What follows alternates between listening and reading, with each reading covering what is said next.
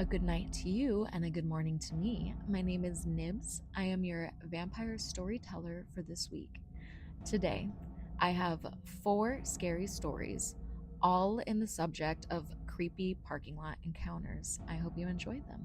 As of currently, I am getting all of my scariest stories off of Reddit, and to my knowledge, they are all true scary stories. I would like to keep this to an only truth telling scary story show. And if you, the listeners, have any scary stories, please send them on in. I really want to hear your scary stories, your scary encounters, anything that might have happened to you that was truly terrifying, that sent you into fight or flight, all of it. I want it all. Ghosts, true crime, spooky secrets, anything, vampires. Please send it in my way so I could read it on this little show that I got going on right here. This story is brought to us by Atlanticus, and the title is Creepy Experience Late at Night in a Parking Lot. 7 years ago or so, I worked at a kiosk in my local mall. I worked weekday nights and was responsible for making the deposit and closing up the kiosk before I left. That usually put me walking out to my car around half an hour after the mall closed. I finished up one night, said goodnight to the other kiosk workers near me, and made for the exit. It was around 10:30 p.m. when I came outside. My car was the only one in the parking lot. I got in and pulled out my phone. I was browsing my messages when I saw a car come into my section of the parking lot from around the corner of the building. It pulled into a spot maybe 75 feet away from me and parked. I went back to looking at my phone. Motion in my peripheral vision made me look up again. The car circled around a bit, pulled into another spot, and stopped. Kind of strange, but people are strange. For the next few minutes, I half looked at my phone, half watched this car as it slowly drove around the parking lot, picking random spots, remaining there for a few seconds, then moving on to another. I lost interest and went back to reading and replying to my texts. When I was finished, I put my phone in my pocket and got ready to leave. I realized the other car was nowhere to be found.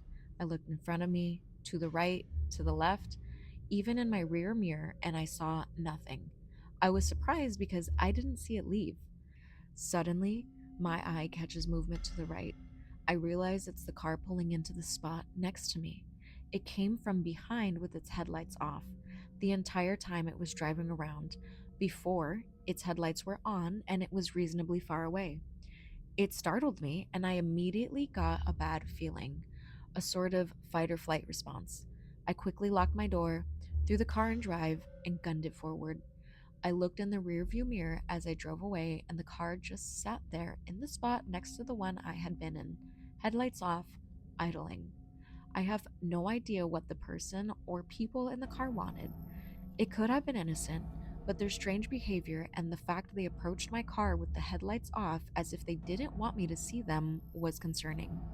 Nothing like that ever happened again. Not a super exciting story. I don't have any concrete reason to believe anything bad was going to happen.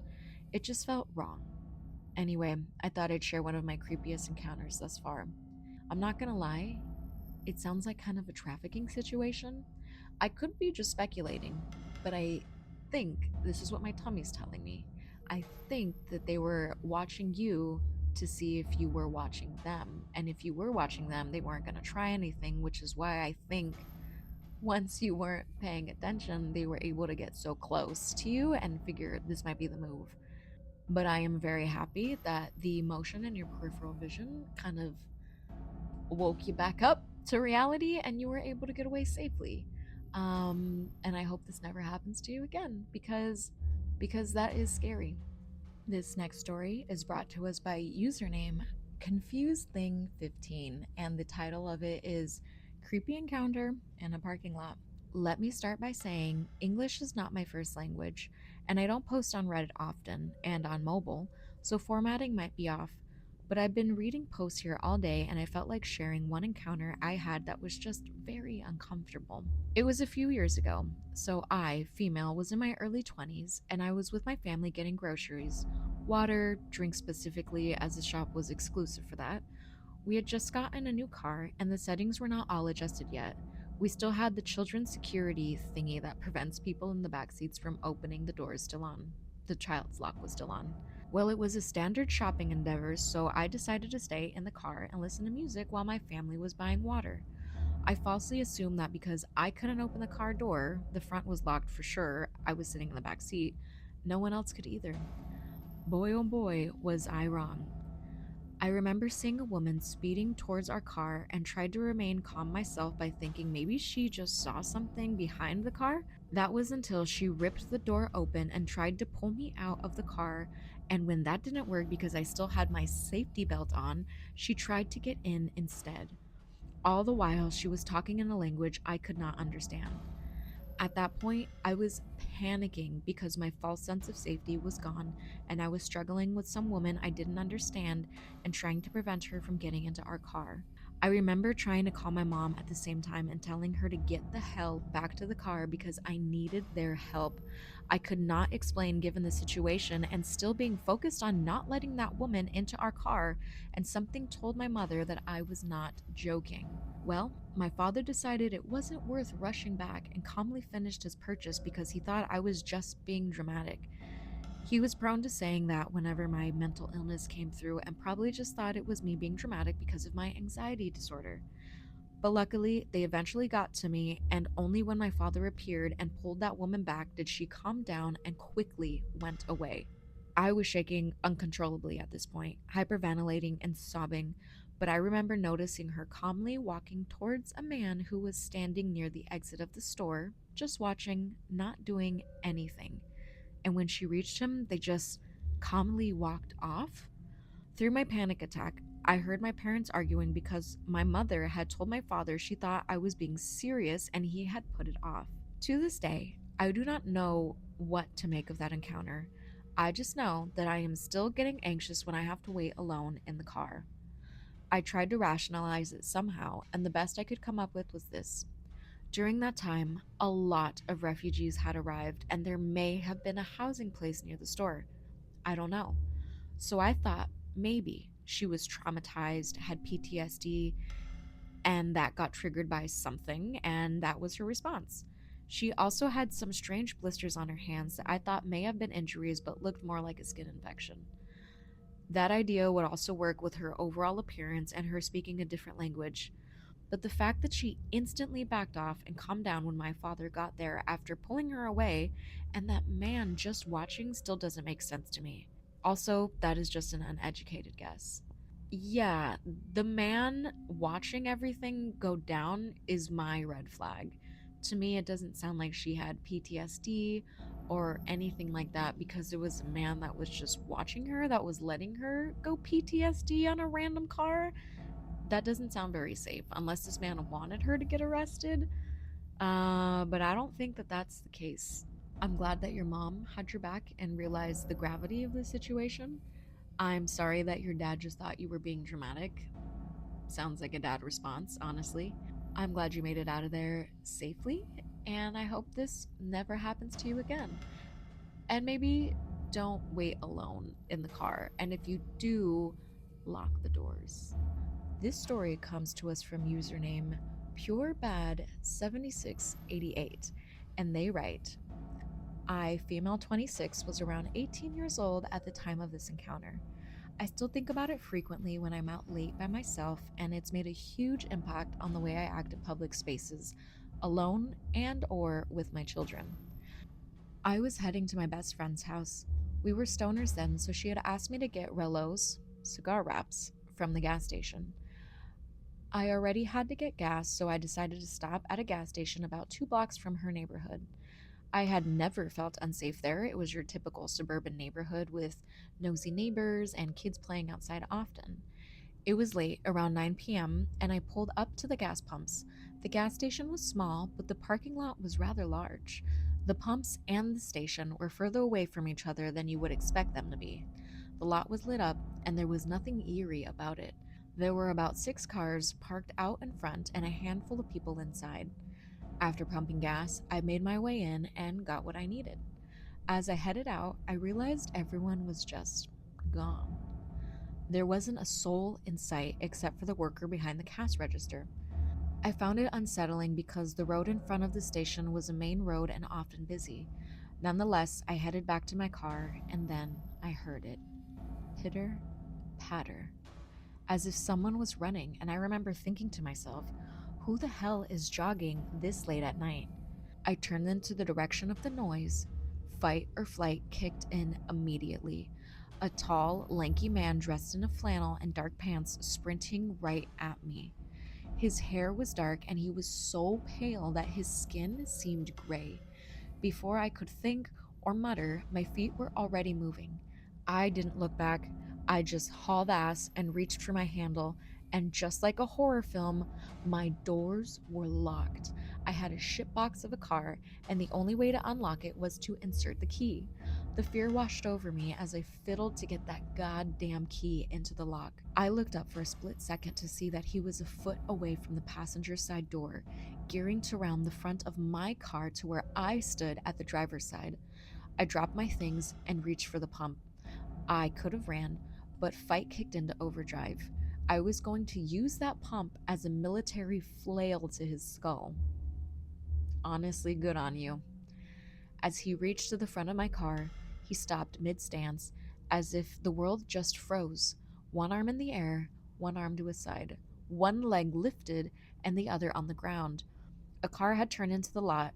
The man and I stared at each other for what seemed like an eternity, but it was merely seconds. As the car parked at the station, he pivoted his foot and skipped.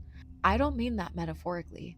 I mean, he actually skipped like he was frolicking through flowers back to the direction he came from. I didn't waste any time. I grabbed my things, unlocked the door, and drove like a bat out of hell to my best friend's house. When I got there, her mother was sitting on the couch, the look on my face of terror. She asked me what's wrong. I told her I needed a minute. I got to my best friend's bedroom and I told her everything. It spilled out of me like word vomit. She was too stunned to speak at first. We decided to go for a drive to clear my mind and to smoke. As we were pulling out of her neighborhood, I instantly spotted him. I pointed and yelled, "There, that's the guy who chased me," who was pushing a large trolley carrying a big ass metal box down the road into her neighborhood. I could feel my heart and my ass running all the possibilities of what was in that box or what he was planning to use it for. I haven't seen him since, but that has always haunted me. That would haunt me too. It sounds like he was almost possessed, like he took the form of a possessed mannequin at the end there and tried to scare you, but then just walked away. I don't think, well, yeah, this man is clearly dangerous, but I don't think that he is necessarily causing any harm to anyone. I think that he just really likes scaring people for some weird reason. But either way, I'm glad that you got out of there safely and you and your friend were able to spend time together and have hopefully a girls' night after this whole debacle. I know I would definitely need some time after being, I don't want to say rustled up, but a little bit. I'm so glad that you got out of there safely, and I'm glad that you got to unload everything with your best friend. Honestly, I think that's the best thing to happen after a traumatic situation is to just go talk about it with your best friend. And you were already on your way there, so it looked like even though this was not the most ideal thing to happen to you, the universe had your back and how to cope with it afterwards. This story comes to us from username Choose101, and the title of it is Walmart Parking Lot. Let's rewind about 9 years. Back when I was 19 and still living in the town I grew up in, it wasn't the worst place in the world, but it had its share of problems. Good neighborhood, sure, but some rougher parts too. At the time, the local Walmart hadn't quite slipped into the sketchy category yet, but it was getting close. You could feel it, even if you couldn't explain it. It was a typical summer night, humid, quiet, probably around 11 p.m. Walmart was still open 24 hours back then. My buddy, we'll call him Jay, and I were sitting in my parked car in the middle of the lot, surrounded by other parked cars just hanging out and listening to The Human Condition by John Bellion, talking about life, women, dreams, the kind of stuff 19-year-old guys talk about when they're convinced that they got the world halfway figured out. That's when I noticed her, a woman, mid 40s, slowly walking towards the car. Nothing alarmed me at first. I assumed she was heading to her own vehicle, but she wasn't. She stopped right at my passenger window, leaned down, and tapped. Tap, tap, tap. Please help me, she said, her voice shaky. I need your help. I cracked the window just enough to hear her over the music. Jay leaned in. What? He asked. My car, it broke down, she said. It's over there, I need help. We looked to where she pointed, around the dark side of the building, near the edge of the lot, barely lit, shadows swallowing everything. I could see the vehicle she was talking about, a van. You know the exact van I'm talking about. Windowless, white rusted pedo van with the side doors, everything stranger danger PSAs always told you about. Still, we were 19, slightly into cars, definitely into the idea of being helpful. Where exactly is your car? I asked again cautiously. She gestured again. Just over there, please. I hesitated. Okay, you start walking over there and we'll follow you in the car. I went to lock the doors just in case, but she moved faster. In one fluid motion, she yanked the back door handle, pulled it open. No, she said, climbing into the back seat. Drive over. Jay and I froze. Can you get out of my car? I asked. Yeah, Jay nodded more firmly. Get out of the car. But she didn't move. No, I need you to drive me. There are guys over there. They're creeping me out. Just drive me to the van, please. I need you to drive me now, please. Her voice was urgent, but something about it was off. Too desperate, too rehearsed. I slid my hand down beside the seat where I keep a small breaker bar. My heart was pounding. I'm gonna ask you one more time, I said, my voice low. Get out of the car. And then she snapped. I'm not getting out of this fucking car. You said you'd help me. I need you to drive me over to the car, please. You promised. Drive over there now. I looked at Jay. His face was pale. I knew she wasn't leaving without a scene, or worse, so I did the only thing I could think of. I put the car in reverse and drove straight to the front of the entrance of Walmart.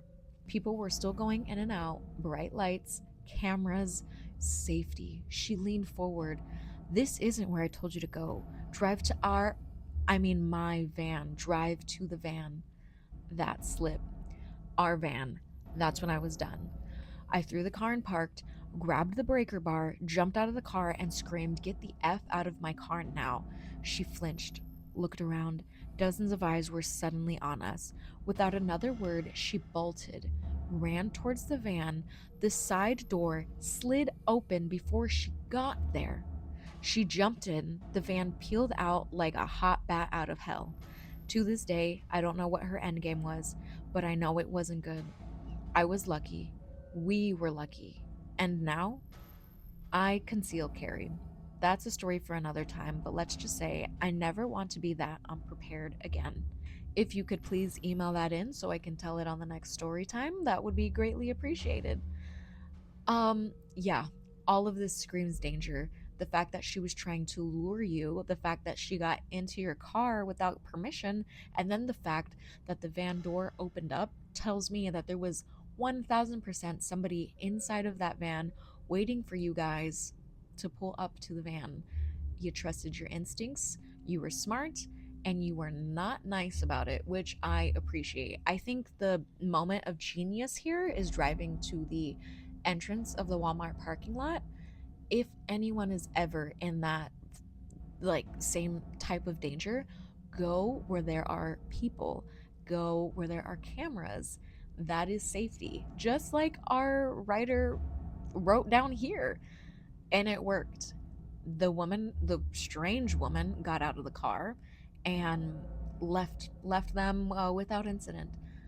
Well, semi without incident. So I'm very happy that you followed your instincts, and I'm very, very happy that you did all of the right and smart things here that kept you safe.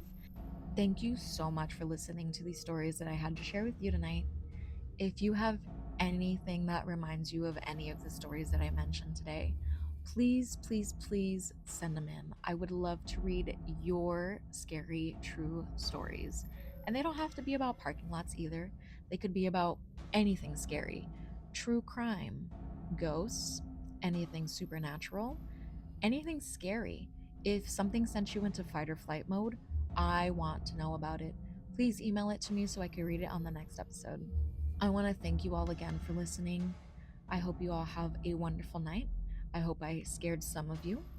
And if I didn't scare you too much, I hope that you guys can get some good night's sleep tonight. I'll see you next week. Thank you for tuning in.